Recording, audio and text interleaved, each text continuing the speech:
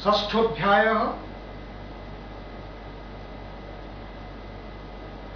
श्लोक नंबर 2। कंसेन प्रहिता घोरा पुत्तना बालघातिनी शिशुं चचार निघ्नन्ति पूरग्राम ब्रजादिषु। कंसेन प्रहिता, कंस द्वारा पठा जाइथिबा घोरा बालघातिनी पुत्तना। घोरा भयंकर, एतत् भयंकर रूपम धारणं कुर्वन् बालघातिनी पुत्तना। बालघातिनी जे शिशु मानंकु, छोट छोट पिला मानंकु जे देखिले मारी पकाए, सेई भयंकरी पुतना पूर ग्राम ब्रज आदिषु। पूर माने नगर, ग्राम माने गाँ, ब्रज माने पड़िया, गाँ पड़िया सहर सबुआडे जाइकरी कौन कला ना शिशु निघ्नन्ति चचार। शिशु मानंकु, छोट छोट पिला मानंकु मारी चलिला। ए कंस प्रेरित निशाचरी पुतना बड़ भयंकरी। ग्रामे नगरे ब्रजपुरे गुप्त भावे से विचरे। निरीह बाल शिशु पाई निर्मम हत्या करुथाई। निर्मम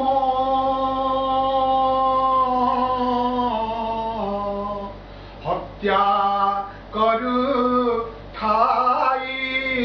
बोल आनंदे बोलो। न यत्र श्रवणादिनी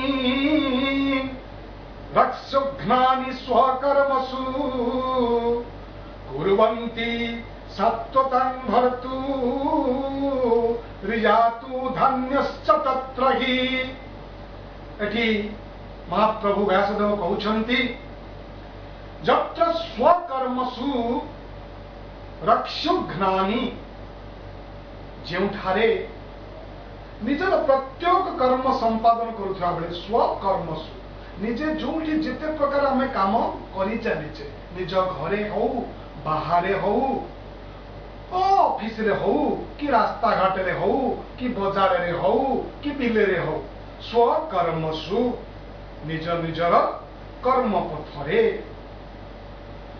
जत्र हरि कथा श्रवण आदिनी न कुर्वन्ति, सेठी जो जो स्थान रे भगवानकर कथा न हुए, किभलिया भगवानकर कथा ना रक्षोघ्नानि सत्वतं भर्तु। रक्षोघ्नानि सारा विघ्न सबु विप्रकार विपद को जे मोचन करि पारंती, समस्त विपद मोचन कथा से सत्वतं भर्तु। से सत्वगुणर अधिकारी प्रभु कृष्णचंद्रंकर कथा जेउठी श्रवण कीर्तन हुएनी तत्र जातु धन्यश्च हि। सेठारे असुर असुरुणी भूतुणी प्रेतुणी सबु राजति करिथांती। रे सत्वगुणर रक्षाकारी विपद भंजन श्रीहरि। सर्वदा तांक नाम गुण कीर्तन चिंतन श्रवण।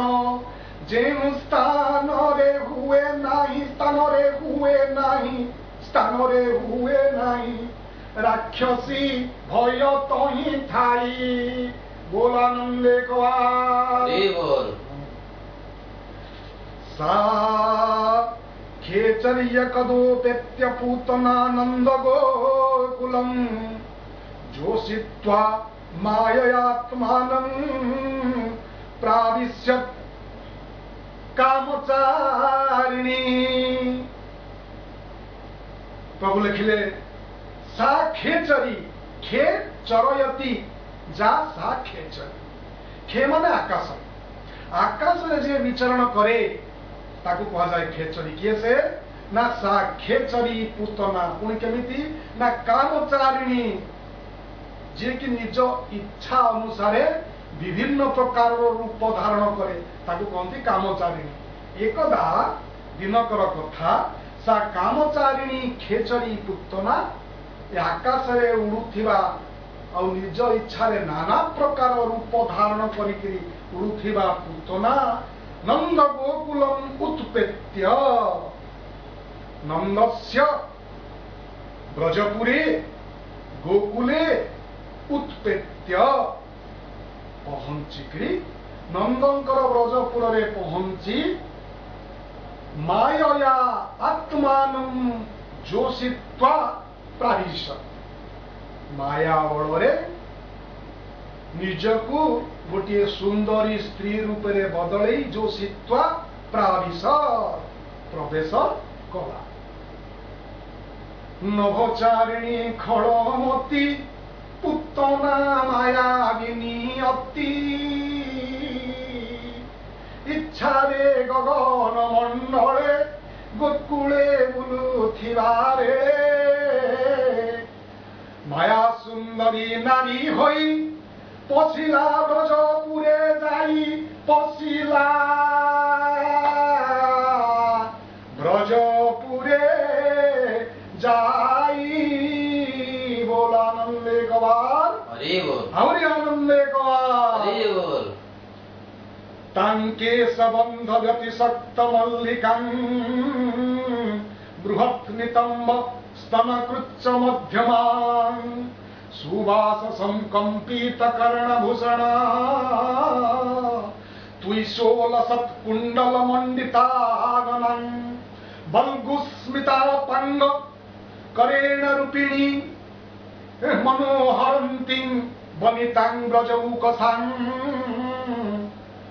अमंसतां भोजकरेण रूपिणी गोप्यः श्रियं द्रष्टुं इवागतां पतिं केशबन्ध व्यतिशक्त मल्लिकां बेणीरे मल्ली फूल गुड़ेची पुतना असुरुणी बृहत् नितंब स्तन सुंदर सुंदर वक्षस्तन धारण करिछि कृच्छ मध्यमा सुंदर कटी सुवाससं त्विषा कंपित कर्णभूषणं सुंदर शाढ़ीटे पिंधिछि त्विषा चमकी उठुछि कंपित कर्णभूषणं ता कर्णदोल कान झुमका कान कुंडल हलुची दोहलुची उल्लसत कुंडल मंडित आनना मुख राशि रे मुह उपरे आलुलायित कुंतल बाल सब केरी केरी झुली पड़ी बग्लु स्मित स्मित हास्य मुरुकी हसुची विक्षिप्त अपांग विसर्ग चारिआड़ को नजर करी तार जो कटाक्ष से जो मनमोग्धकर चाहाणी चारिआड़े टिके टिके फोपाड़ी दउची फोपाड़ी अम्बोज करेण पद्म फूल हाथ रे धरी ब्रजौकसां वनितां मनं हरन्तीं ब्रजपुरर गोपाळुणी मानक मन को हरण कर मोहित कर गोप्यः पतिं द्रष्टुं आगता श्रियं रूपिणी इव अमंसते तां पुतनां सेही पुतना को ब्रजौकसाः ब्रजपुरर लोक माने गौड़ गौड़ुणी माने गोपाल गोपाल मुनि लुणी माने भाविले पतिं द्रष्टुं आगता श्रिया रूपिणी एव ये कौन महालक्ष्मी हाथे पद्म फूलटीए धरी स्वामी विष्णु को देखा चली कि अमंसत मन कले एबे आमे जीवा 7 नंबर श्लोक से 10म स्कंध 6ठ अध्याय 7 नंबर श्लोक तेणु पुतना केमिति आसुची श्लोकटर अनुवाद आमे कौन लिखिले प्रभु कौन लिखिले कबरी बंधा मल्ली माल तुंगनी तम वक्षस्थल तनुपा तली कटी देश सौम्य सुंदर देह बास दोलित चमक कुंडल आनन शोभित कुंतल कमल धारी स्मित हासी कटाक्ष दृष्टि परकाशी ब्रजकामिनी मनोहारी ताहाकु देखी एही परी मने करंती गोपवासी सते की लक्ष्मी मंदे हसी गमन करन्ति प्रसन्ने विष्णुपतिंक दर्शने। अरे विष्णुपतिंक दर्शने पतिंक दर्शने पतिंक दर्शने विष्णुपतिंक दर्शने। बोल आनंदे कवार हरि बोल। बालग्रहस्तत्र विचिन्वति शिशुम् जदृच्छयानंद गृहे सदन्तकम्। बालम् प्रतिच्छन्न निजोरुतेजसम् ददर्श तल्पेऽग्निमिवाहितम् भसि। बालग्रहः तत्र विचिन्वति शिशुम्। बालग्रहः बालघातिकिनी घातकिनी से जो शिशुघातकिनी पुतना बालग्रह शिशुन विचिन्वति। पिला मानकु ब्रजपुरे रे खोजी खोजी खोजी खोजी जत्रुच्छया निज इच्छा अनुसार केही काकु डाकी ना बुली बुली बुली बुली कौन कला ना नंद गृहे नंद घर भीतर को असत अतंकं भस्सी आहितम अग्नि इव निज उरुतेजसम प्रतिच्छन्न बालम तल्पे ददर्श। नंद बालम तल्पे ददर्श। नंद बालम अर्थात श्री कृष्णम तल्पे सज्जायां ददर्श अदर्श। देखिला नंदन घरे खट उपरे कृष्णचंद्र शोइछन्ति। केमिति शोइछन्ति ना असत अंतकं भसी आहितम अग्नि इव। भस्मी आहितम पाउंस भितरे छुपी रहिथिबा अग्नि इव निया भलिया केमिति दिसुछन्ति ना सुंदर शिशुटिए देखा जाउछन्ति। केउ सोई सुंदर शिशु भितरे सेई सुंदर शिशु जे ये समस्त कालर अंतकारी एक कथा पूतना असुरी कौन एक कथा केही भी जानी ना। बालद्रोहिणी निशाचरी शिशु मानंकु खोजी सारी अपना पे नंद घरे प्रवेशी देखिला सज्जारे। बाल मुकुंद दुष्ट हारी प्रचंड तेज परिहरी। भस्मे छुपिला अग्नि प्राय लोटंती सते की निरीह लोटंती सते की निरीह। बोलो आनंदे कवार हरि बोल।